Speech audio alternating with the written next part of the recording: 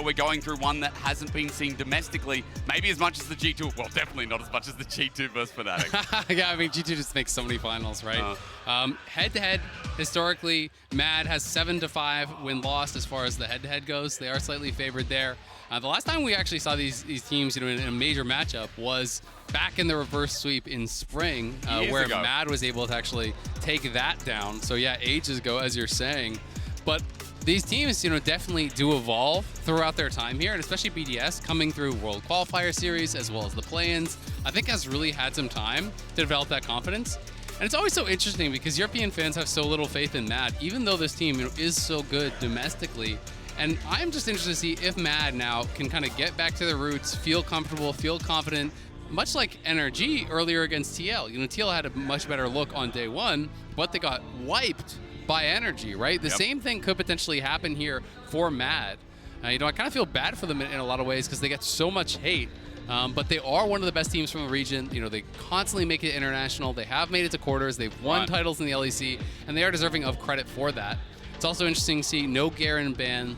Adam was not someone who was blind picking Garen in the LEC, but will he be willing to do it now because he's had so much success, so much confidence on it, or is he unwilling to do it because he's playing against a team that's very familiar with that style? Yeah, so domestically, again, having that insight. I mean, also against Chasey rather than 369. 369 yesterday, the response is always tank. He knows that comfortability, that's what's going to happen with the playstyle, but Chasey, we know, is a lot more flexible. Yeah. As we go into the Xayah to start things off, just a quick reminder, Shio on the Vi there on the other side to engage options. And even pick options, especially the Brov on Alistar. Something we've already seen many times, even throughout the play-in stage as well. Yeah, absolutely. I mean, it's already a lot of aggression here drafted on the BDS side. It is going to be Gnar locked in for Chasey. So there is the opportunity. Does Adam want to play one of his signature aggressive picks? Is he willing to take a Garen into it? You can maybe burst down the Gnar in midi, but it is one of those more difficult matchups. Gnar, is pretty stable. You can build fairly defensive and just kind of survive and slowly whittle away at that Garen. But one of the things that has impressed me way more with Adam on his Garen than his highlights, like when he has those big games, you can snowball, you can run over someone's Garen. People have done that. But what impressed me the most is when he has a laning phase that isn't going his way, how well he's able to affect the map, right? Because Garen from behind is such a meme, but this guy always seems to have an impact. He's playing with no TP, he's playing Ignite Garen, he's overwhelmingly making a big impact on that map, even though he's in these bad spots. And I think that's been the coolest part about watching Adam throughout this event for me. I was saying yesterday on the dash, he's so unpredictable. That's the hardest thing as well, right? Like, there are teams in our competition that are very unpredictable. That's what makes them a threat. I think Adam individually is one of the most unpredictable players in such a good way here in the Swiss stage of Worlds. But as we soldier on with that Kai'Sa picked up, we're getting rid of engage options for Mad. The Jarvan away from El Yoya. It's what we saw yesterday up against Cloud9. Unfortunately, not too much success outside of the top lane gank, but still getting rid of a bit of comfort here with the Olaf versus Adam. We've already got rid of Darius. We're just taking the letters away. Yep, going to be banning out the gods here potentially. It's also interesting because we just touched on the previous game in the Swiss stage. We haven't been seeing this lethality Kai'Sa. I don't know that we'll see it this game, but Crowny did play it multiple times against PSG in that best of 5 to get out. He played it in back-to-back games in their reverse sweep there, through that run to get into the Swiss stage. So I'm interested to see if he's going to go towards that. Renekton was by far the most played there for Adam throughout that regular season and everything. So he is going back towards a standard pick, but not something that he's uncomfortable with, not something that he hasn't been playing. This was kind of his default pick. 15 plays throughout the summer split, compared to 7, his next most on that Darius. So definitely did play a lot of the Croc. I just love the Korean casters popping off because God was banned with Garen in the end. The Renekton gets picked. It seems like they were disappointed to see his most pick. And I'll tell you what they shouldn't be disappointed at. The fact that we are getting a Bel'Veth in there. Now, Azael, time to allocate lanes, honestly, because there's a lot going on there, a lot that can still be flexed around. We know Bel'Veth can go support jungle. We know Rel can go support jungle. We know, especially needing a mid laner, that Niski's probably going to take that Lissandra towards mid. But again, a couple of questions to answer of Mad as BDS lock themselves in Nuke Azir. Yeah, it is really, really interesting to see where they're going to be flexing things around. I am definitely expecting it to be Bel'Veth jungle, though. Okay. I don't. It's possible with Hilly because it could be Rel jungle and Hilly playing something crazy. I mean, especially because it's Hilly, you never know. But Elio has played the Bel'Veth jungle. He did play it once throughout the split. It is something that's, seen in the LEC a decent amount, though. Yike is really well known for this. They have a few junglers that do actually splash in the Bel'Veth, which is a really fun pick to watch.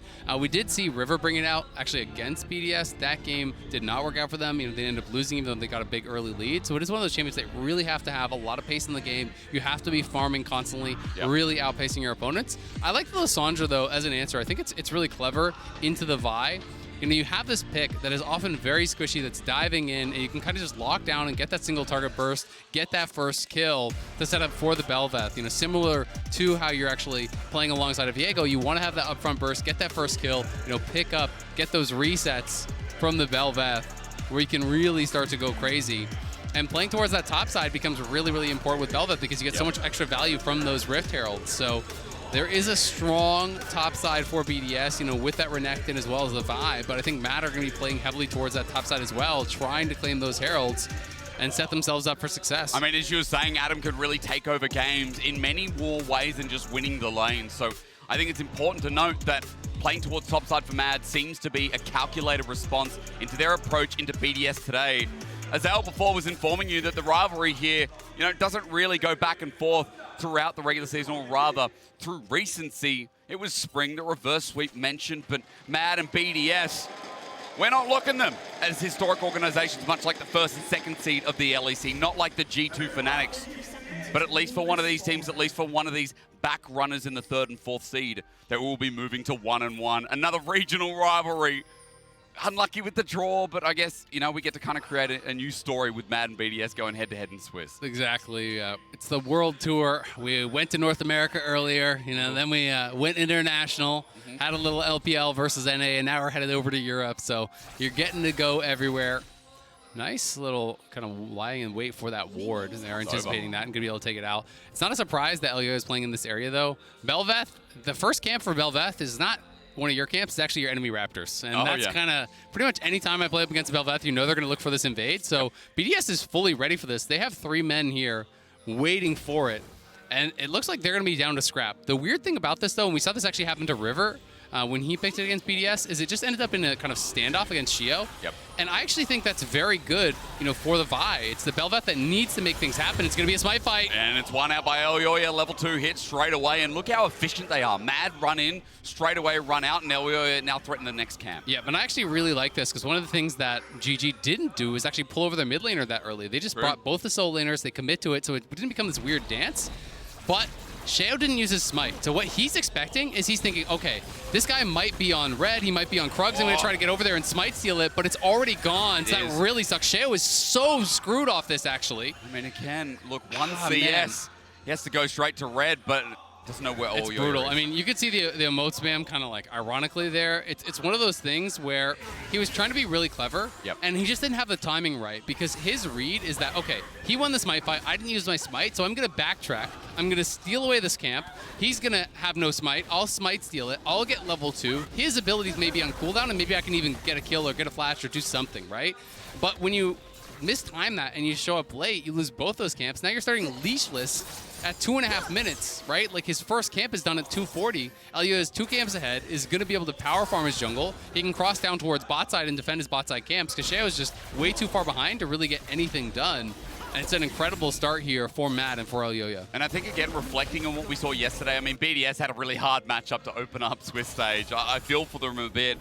Going up against Kanavi, falling a little bit behind the curve. Sheo's had some opportunistic moments to really find footing, but was unable to do so yesterday. And the point being that Elyoya, level 3 now looking to get that tempo continuing in the enemy jungle. Sheo's doing his blue. Smite is available. Elyoya's here, might be pulling it out.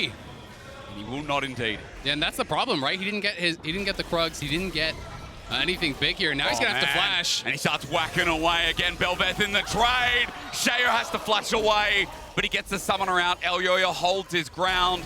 And there's more Lavender to come for absolute free. Yeah, that is just so good here from Elyoya. I thought he was going to cross towards bot side and just cover his camps, but this is even smarter because he knows that Sheo is going to move down. He starts leashless on his red so late, he's not going to have his third camp done. There's just no possible way. So it ends up being in a situation where he can't be level 3 to actually contest. LeBron trying to harass here, but the smite is available. So another camp going the way of Elyoya now. It is just so rough to be playing from this spot. And now Elyoya can take this scuttle, could even move up towards topside and potentially double scuttle if he wants to continue contesting, which is just such a brilliant start here. Sheo is so far behind, and I know you've seen those Vi games, we all have, where Vi gets behind, there's no fallback pattern to Vi. You just go in. And when you get behind, it tends to be those 10 death power spikes coming in pretty early. That's right. No levels as well. You're even squishier too. You get nuked earlier on. I mean, Elyoya, you can see the difference. Well, at least we focus on the bot side now. Crowny low on matter here as Labrov still looking for that engage, but the Mad 2v2 is holding their ground as well.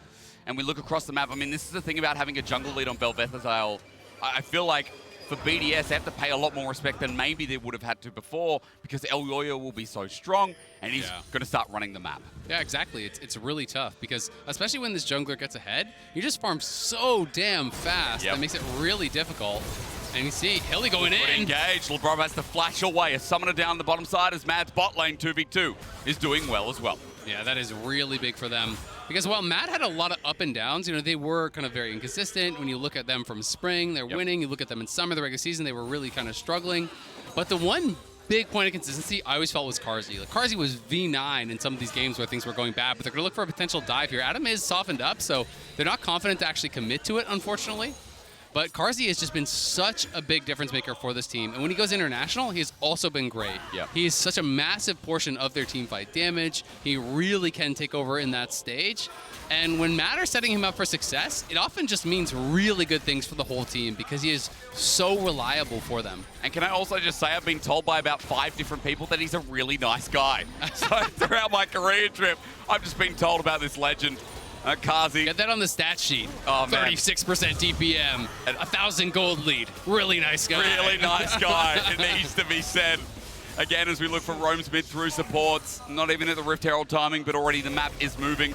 As you can see, Sheo was trying to get in Elyoya's face, but what can he do? He tried to position topside for a gank, tried to invade himself. Oh my God. Sheo is still behind 30 CS. Levels.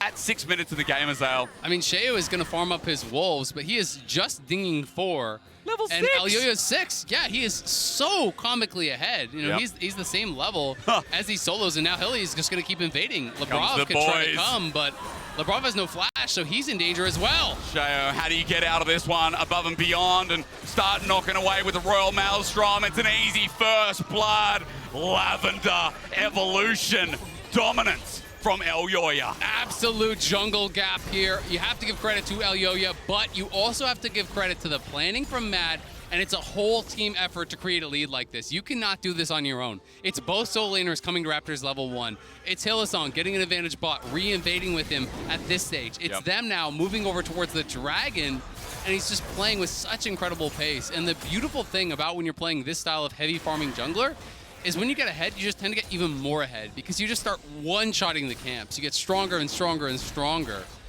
And I just really struggle to see what Sheo is going to be able to get done in this one. He's got to rely so much on Crowny, so much on Nuke and Adam to really kind of bring him back in.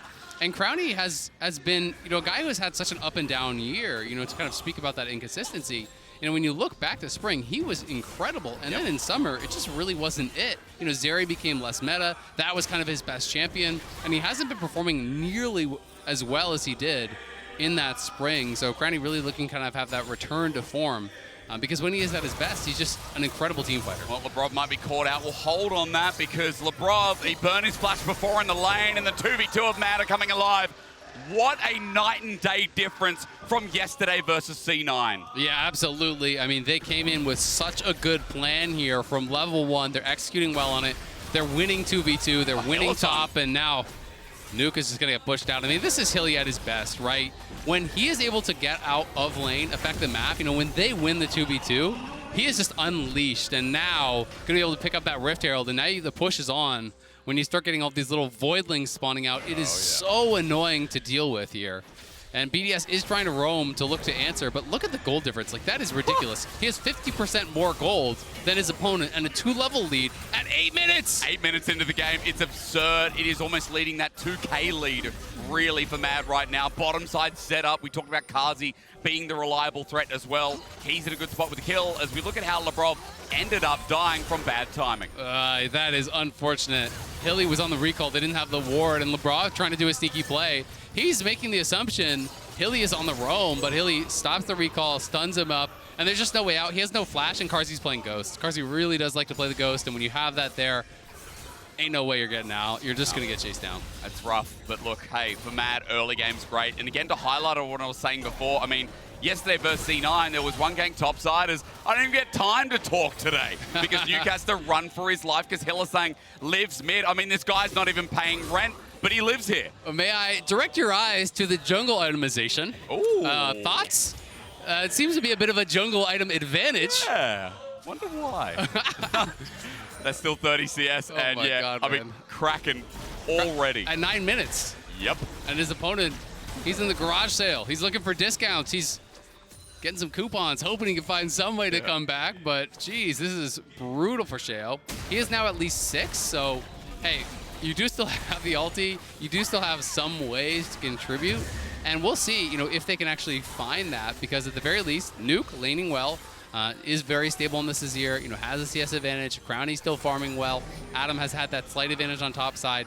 So it is just mostly that big jungle edge over there to Mad. But if BDS can really combine on some good plays, hey, maybe it won't matter. Maybe it won't, but for now, I mean, we're still singing the praises of Mad here. BDS, I was coming in today ready to talk about how they're warmed up, ready to go. I mean, they versed JDG, yes, but coming from play-ins, that edge we've seen from teams like DRX last year to compare, you know, BDS have been in the competition longer. But it's just one of these things where when teams are playing in these regional matchups, they feel so much more comfortable, so much more at home. And I do think it's fair to say that Mad is likely a team that really kind of struggles from those nerves when they go international. You know, they don't seem to be able to live up to their LEC performances, you know, when they do have those international berths. So that is one of the toughest things for them. But when you're playing against BDS, you've done it so many times. You know this team. Well, above and below starts it off. There's onto the turret. It's all about this Rift Herald that should get an easy charge. Elyoya, that endless banquet is misleading. It is about to end for the time being. Elyoya, by the way, 28 stacks on that Death in Lavender. Already so much as this could be the all-in, but Nuke gets out with turret plating. A small win for BDS to get some gold back in their pockets. Yeah, good buffer there as well from Nuke, just in the nick of time here. Does have the early mercs. It's a must-buy against Niski here, playing this Lissandra. You'll just get locked down 100-0, but Nuke's in a great spot, right? You know, he does have that individual gold lead, is 600 gold. Yes, that's not as much as the 1,1400 gold lead in the jungle, but Azir scales incredibly well, as long as you're not giving up a lot of deaths.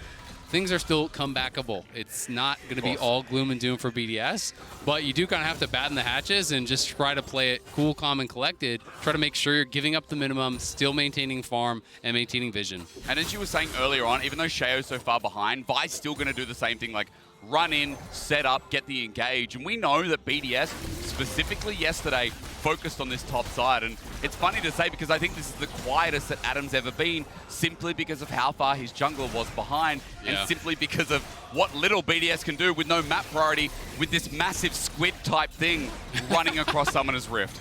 It's tough, man. When you lose prio, you kind of just have to turtle up. When your jungle is this far behind, every play feels like a bad play because you know that if Elio is there, you're going to lose the 2v2, and if your jungle is not even there, you're going to get crushed in the 2v1. So definitely have to be careful. But Sheo looking for plays. Nuke is in a good spot. But Hilly and Elyoya, they spot him with the sweeper. Oh, it's a beautiful lens. Hylissang right back into the same position, but it's countered this time. Lebrov's in, but a 3-man Magnet Storm, and it's going to be banquet time in a second. Hylissang gets out, but Elyoya still not able to get his damage down on his Kraken Slayer as Chasey teleports in, but as a mini-nah. That's like Arnold Schwarzenegger when he was 14.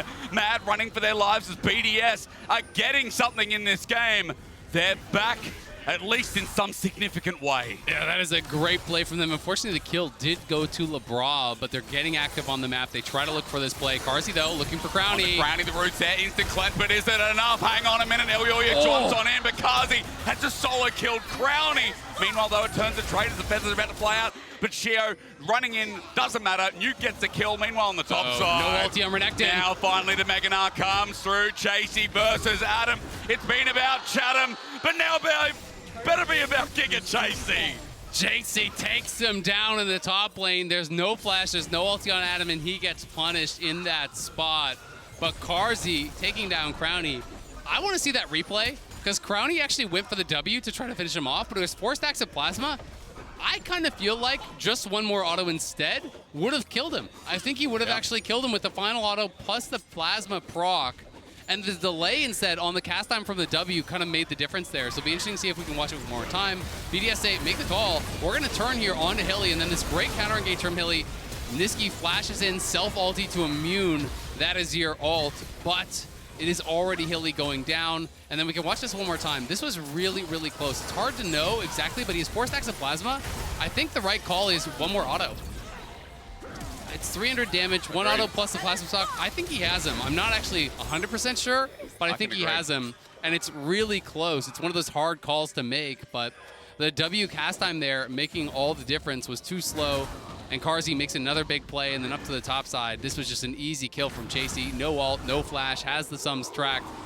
You said it. It was 14-year-old Arnold down in the bot lane, but that is Arnold in Terminator. He's looking jacked. I mean, to be fair, Arnold, when he was 14, probably still really jacked. He really was. I mean, I was watching a documentary recently. Maybe not the best analogy, but you guys get the point. It's still, however, it's me in the bot lane. It's Arnold in top lane. There you go. We get it right in the end. Look, it is still Mad with this early game gold lead. They still maintain that to a degree. However, BDS have shown how they can come back into this game, and we also have an Azir. We also have a Kai'Sa who's gone crack in there too. And when you look at the MasterCard lane economy snapshot that's just popped up, Nuke has a gold lead over Niski, so at least there's something to talk about from this red-sided team. Absolutely, and he's actually the richest member in the entire game, right? Wow. He has slightly more gold than Elioya. It is very close, but it is a lead at the very least, and Nuke obviously going for a high damage build, did have that Leandry's already in. He's playing Conqueror, so you can always pretty much expect the Nashers to come in second. We'll see where he wants to go from there. But he is going to be able to put out that damage. Chasey in the side lane, though, is a problem. And this is one of the things, when you fall behind as Renekton, it's tough because Gnar, is only really afraid of you if you can get all in. But when Gnar gets ahead and you can't all in, Gnar just chips you down, always has pressure on the sides, and you have to kind of cover Renekton in these situations, which really makes it obvious where the Vi is, right? It makes it easier to track that Vi because you're pushing up, you're getting deep wards. And that is going to be problematic here for BDS because Mad can play in your jungle, can look for picks, can play through sides. I think they just have a lot more options, whereas BDS is really kind of more one-dimensional in their comp. They want to dive, they want to go 5v5, they want to make it happen. I mean, every time that happens, further to your point, like, it's a 40 CS lead now, by the way. Shao's going to continue falling behind, and yes, we said the go button for Vi is there, but I think now we have to look at the context that Elioya is almost second item here. Almost towards this second item, where Black Cleaver was just completed by Shao. So this Bel'Veth, ever scaling, endless banquet for a reason, resets in fight Azael, and we know that this team will fight well historically, but also compositionally. There's a lot to talk about how this 5v5 is going to go out. Absolutely, and Elioya has as much farm as the top laners, right? And that is equating now to 37% free attack speed from that passive. So there's a lot of attack speed that he is building up here, and does have another Herald in pocket, so the push is likely going to be on again. They already have that top tower. Could just drop it and guarantee the bot lane tower if they want, or can hold it for mid. Definitely do have options here. But Elioya really has run of the map, and as long as one other member is around him, Hilly's with him, or something like that, he doesn't really have to be scared of walking into the enemy jungle. And I think on that point too, I mean, Hilly has been walking with him non-stop as Niski now going to join up in the fray, but Glacial Path not taken away. Shao's just trying to get his camps, but hello, my family. Look at that. Herald, 3 of her children, Elioya. I don't know where Bel'Veth fits in. Maybe it's the grandmother, but that helps get the turret down as shove me back. That's Hylissang. Down he goes. Nuke again. Seems like the carry to watch. He really is. He's going to be the big hope, I think, for BDS in this game. He's the only one winning, and he's the richest person in the game right now. So Nuke having a great one. And Hilly, I got to say, it's a pretty silly flash, from that position. I think it's very unlikely that he would get out, but he saw the blast cone, and I think his thought is, I can flash over. Maybe if I get the blast cone, I'm going to get out. In that spot, though, especially with Dragon coming up in 145 and your team in such a strong point, I'd rather you die and have the flash for the engage. Well, I'd rather see this fight play out first up. Mega Gnar about to run out, but into Adam. Can he deal with this one? No minion wave there. Chasey ult. Misses. Carzzy running in. Flashed on. Chatham, welcome back as the feathers fly out. He'll still be rooted down. Chasey gets the kill, but he made him work hard for it. Yeah, he did. Maybe a little bit of sun in their eyes on that one. Chasey a swing and a miss on the first couple. Definitely made it look a bit messy, but Adam's too far behind. He can't capitalize, even though he played it about as well as he possibly could have from that position. did get the ulti out of Karzi. And they are trying to play a bit of this split map, but Niski going to be able to TP up towards top, answer that, and Chasey, the push is on through sides. Does have a phage. I'll be interested to see, what he's going to build as a second item. Is he going to go towards Hullbreaker and really commit towards side lane? Or do they feel that they can just close this game out in 5v5? Because I think if you feel you're strong enough to really just make it happen in the 5v5, then you should just be building for that. And so here it is. He's trying to flash in, but Labrov is already behind him. It's really ambitious to think you're going to be able to get onto that blast cone. So maybe hurting now. I wish he had that flash. Again, Hilly, what's going on, brother? I tell you what, I might not be an EU caster, but I do know that Hilly sometimes silly. Yeah, brother Hilly making an appearance here as Crowny, they're behind him. You're looking for the above and below, gets it. The Maelstrom's out, Beniski sets him in place. Glacial Path not taken. Crowny gets out, using everything as Mad try to chase up a kill. And that is actually so critical because Hilly just died. He has no flash. He lost his ulti. But now, Crowning the wall, no sums. And it's going to mean Mad should be able to easily move in for this dragon here. Labrov even getting chunked down, and Chasey's getting a Megadar. Stride breaker here on that Royal Maelstrom. Labrov might be the first reset. Karzi's just solo taking down Crowny, who had nothing, and now it's an endless banquet again on the back end. Well, the bop away from Labrov won't matter because the nuke down from Chasey is massive.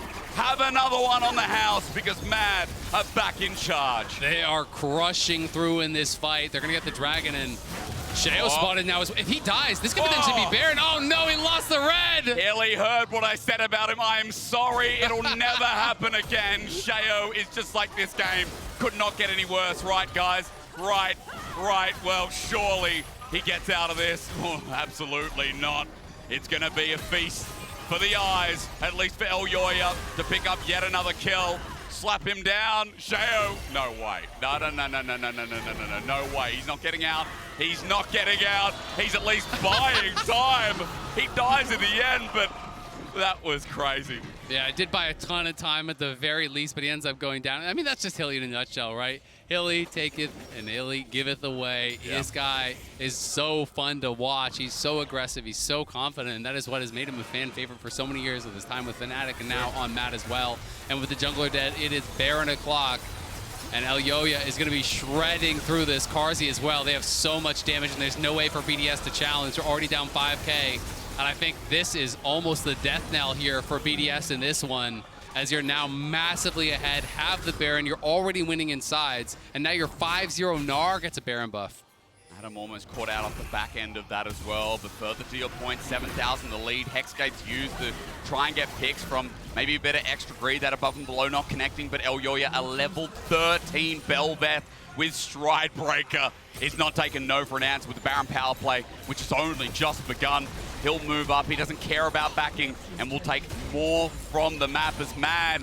We're talking about it yesterday, not proactive, not much going on, but hey, as they overstep towards the top side, Chasey about to drop down, Meganar almost there, Elyoya, big knock up, but it's simply to try and buy some time as the shutdown goes to BDS, but it's still Mad in the lead. It is Mad in a heavy lead, but at the very least, Nuke, again, gets that shutdown, and he already has his death cap, so going very aggressive build. Got a massive shutdown there as well, so another 1,400 in pocket after he completes that death cap. So if you're a BDS fan, you are praying for a Nuke that this man's back is really strong, because he's got some carrying to do, as it is now Chasey, who is, I think, almost taking the lead in total gold. No, just got passed again because Nuke did take that kill. Hang on, speaking of the devil, Nuke with the bop away, looks for Elyoya, but he's out with his movement speed. 60 stacks of Lavender, by the way, he's going back in. Of course he is. The legend of Elyoya. I've heard about it only in whispers, but here today, they're turning into shouts. I was talking about it at the start of this show, at least you and I as well backstage. Mad criticized heavily. A lot of EU fans don't want to believe that this team's part of their region, but I think today you need to bring that back. Everyone needs to apologize because Mad are definitely looking like the third best team. And more so, looking like great representatives if they can consistently play like this. Exactly. I mean, they really are showing up today, and they're showing us what they can bring to the table here. As this is, again, that previous play. The Meganar charging up, Chasey going in. This is back to that earlier Dragon where Nuke got caught. And if Nuke goes down, there's just not really much of a chance to win the fight here. Labrov kind of caught between a rock and a hard place. Tried to make it happen, but it has just been all Mad all the time, it feels like, through this one. The lone bright spot really is Nuke, but it's just tough without that supporting cast. He doesn't really have any front line because people are so far behind. You look up at the top lane, and the goal difference there is just astronomical. It's, up above a 3,000 gold lead for Chasey.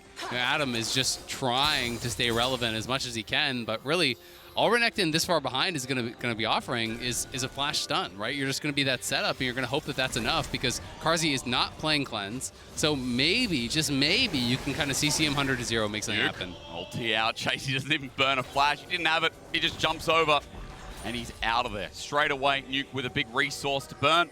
With a minute left, the Dragon might hurt them a little bit. Going to be playing towards that Dragon. Mad just playing through sides. BDS really doing what they can here. You have to kind of just overload one side of the map when you're this far behind and try to look for these 3v1s, 2v1s to try to find those plays. But the problem is Mad is pushing up all of the waves here, and they're going to take that bot lane tier 2. Chasey pushes in mid. You can see Hilly and Niski are bouncing back and forth in that bot side jungle quadrant, trying to create space. If BDS overcommits on one side, they will collapse. They will look for those kills. And Chasey back towards top side to collect this wave. He has his TP, so really, Matt is just in a great spot. And especially when it's Hextech Soul, you can't even really have that kind of cope of like, well, you don't have to worry about it. It's it's one of the bad ones. This is absolutely the best one in the game. Oh yeah. Look, and while that's going on, I mean, BDS are trying to commit to top side. They're like, we're not going to pick up this Dragon. We've lost complete bottom side priority rather. And Chasey still gets out regardless. Sheho even stopped with his back. Mad trying to turn it into a longer play.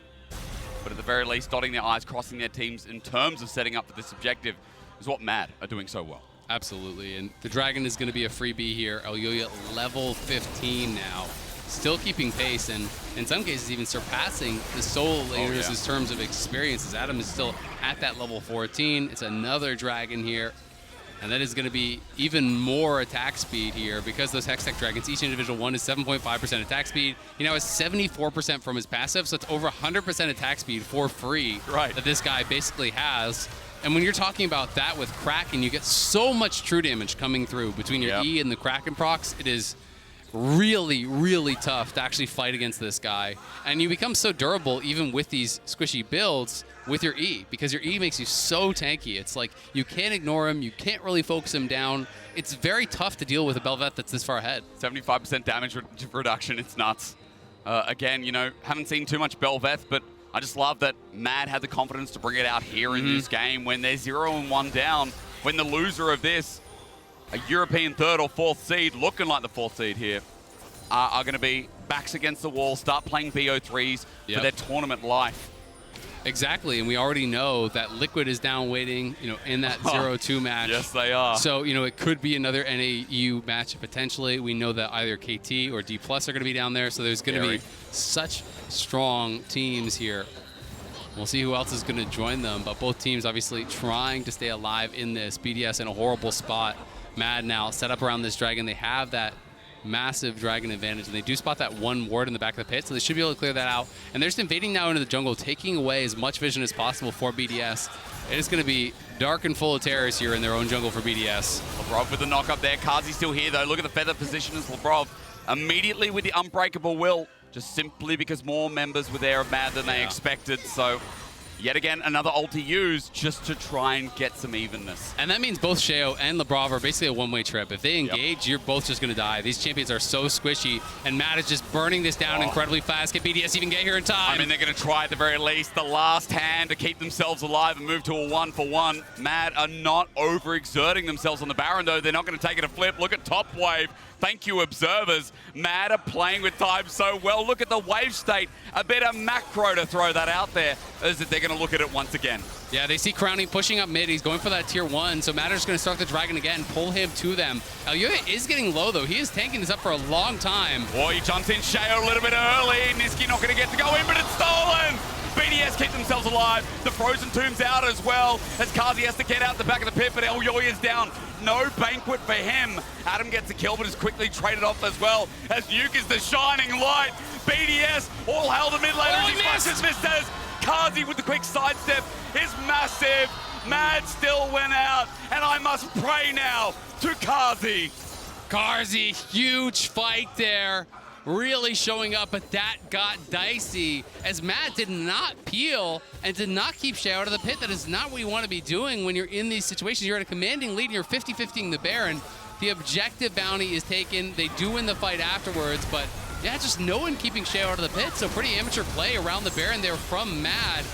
And they burst down Elyoya, so Elyoya does give up that massive bounty as well. It's a pretty big swing, but Carzzy is really the difference maker here. Flashes over the wall, is able to get the damage down, and then Nuke, looking for this big play, tries to chase, just barely doesn't have the range with the flash. If he got Carzzy there, he might have been able to kill them both. Unfortunately, he misses, and that one hurts as none of the Baron buffs get out alive. You get wiped off the map, and now you have to go again here in 1 minute and 15 seconds when that soul is going to be on the table for Mad. I love Red Bull Barra power play.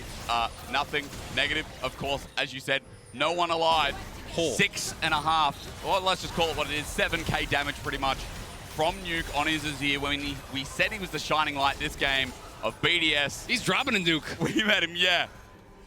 It's him and Carzzy, right? It's those two guys just battling up against each other in these team fights. Elyoya was just so low, though, from taking up that Baron. You know, I was surprised that they flipped it. You know, they peeled off early. They clearly didn't want a 50-50, and then they just decided, screw it. We're just going to go back to it, and they ended up flipping it. It did cost them, not that much, because they were able to win the team fight afterwards anyway, but, you know, the shutdown on Elyoya, the objective bounty, plus the Baron gold itself is obviously very, very nice. And we will see, can BDS get out here, because they have no vision in the bot side jungle. Literally nothing, and nothing in the river either. Ski. It's so hard to get in there. At least the control ward spots him out. That was an angle for a 3-man route down. Set up with the glacial path. Easy access to end this game once and for all as Soul Point's coming up, but Shayo looking for an angle. Hilly not going to find it. Glacial path is there. I know, Observer, I know. I'm waiting for it as well, but the trigger not pulled. BDS now have to walk into river while Mad hold the line of scrimmage. Yeah, it's all about creating space for Nuke. That is going to be life or death for BDS. If they can get Nuke to be able to free hit throughout this whole fight, they have a chance. He has Death Cap, but look at Chase. He's on the side, and he is charging up that Narbar. BDS have come so far for this point. Glacial path not taken yet again. Elyoya is going to be the strong jungle dragon. Indeed, it opens up, but Hilly, you are not silly. You're in charge. And now with you launching them back, BDS still trying to find the fight. Mad somehow getting bursted down. Adam takes a while, but look at this. Nom, nom, nom, nom. It's an endless banquet once again. Mad have done it. They get the fight, and I think they're going to get the game here. They wipe them off the map. They TP to bot. They crush the team fight. They've got the soul, and they're coming for their first win. It all comes together from the early game. A couple of hiccups along the road, but Mad moving for their first win here in the Swiss stage. BDS have worked so hard to get here, but Mad don't care. As LEC's third seed, doubters be damned. Here Mad stand. Something to be really happy about here for Mad. A confidence-building win. Knowing that they can get it done here against BDS has got to feel good. They came in with a really strong game plan. The level 1 was beautiful with Elyoya, Niski, and Chasey. 3-man invade towards those Raptors. They push off Shayo. They win that Smite fight. And then when Shayo tries to backtrack to contest at the Krugs, but he's too late to do it, it just meant that Elyoya got so far ahead. They're able to re-invade on bot side because he missed out on that camp. Shayo's not even level 3. And Elyoya was just everywhere from that point. Hillsong and Carzzy got an advantage in bot, and they're grouping up with Elyoya. They're invading, and they're just snowballing this game. And it ends up with that Flame Horizon in jungle, 255 CS to the 151 over from Shayo. So a jungling masterclass there from Elyoya. Yes, the Baron flip was a bit silly. They do end up losing out, but that's kind of the one blip on the radar there for Mad. The rest of it was really calm, cool, and collected stuff.